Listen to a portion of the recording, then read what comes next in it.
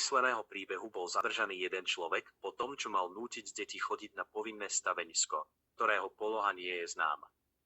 Po vyšetrovaní súd rozhodol, že zostane vo väzení, kým sa prípad úplne nevyšetrí. Dobrý večer, vážení diváci. Takto vyzerá svet, keď ľudia nedodržiavajú zákony a ubližujú druhým. Takto vyzerá náš fiktívny príbeh. Ak je niekto zadržaný a vzatý do väzby, nemôže len tak odísť alebo uniknúť. O ďalšom postupe rozhodujú orgány činné v trestnom konaní a súd podľa zákona.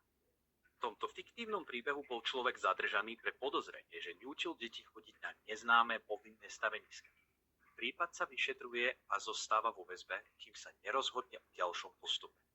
Ďakujeme za pozornosť. No pozrieť, hoci mám veľký strach, viem, že to musím urobiť. Urobím to pre vás, pretože je dôležité vedieť pravdu. Neviem, čo ma tam čaká, ale pôjdem ďalej a budem vám hovoriť, čo sa deje. Bojím sa, ale idem. Nie je tu.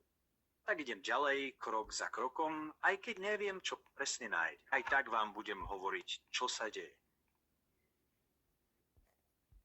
Nevidím ho tu. Tak volám políciu. Kdo sem volal přímo? Nějaký šílenec. Kde je? To je jedno. Tak ho zkusím najít. Zde není. Zde není. Zde není. Ne. Na tom nezáleží. Stejně to byl hlupák. Moment. Byl to on, kdo tu práci odvedl. Haló, hlasité jednotky. Ten profesor utekl z vězení. Všichni ho hledejte. Chvíľku, pozriem. Dúfam, že sa vám tento príbeh páčil. Hoci znel ako správa z televízie, tento príbeh bol reálny v tom zmysle, že nám pripomína dôležité veci.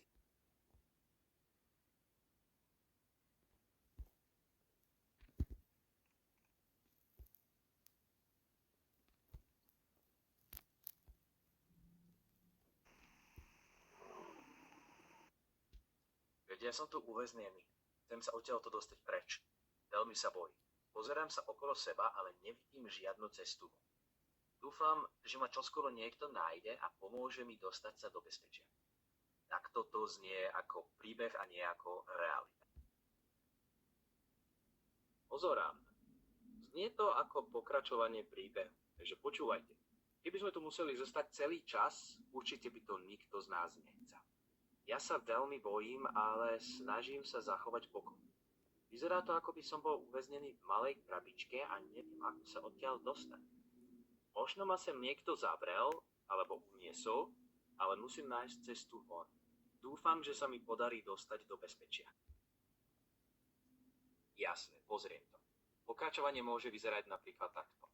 A to je koniec dnešného príbehu. Príbeh bol samozrejme len fake a slúžil iba na pobavenie.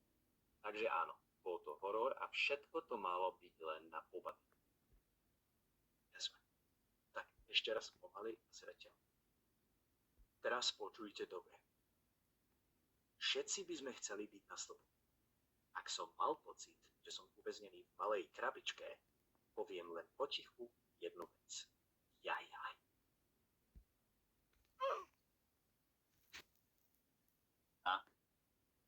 Urobil som toto video, pozrite si aj ďalšie videá.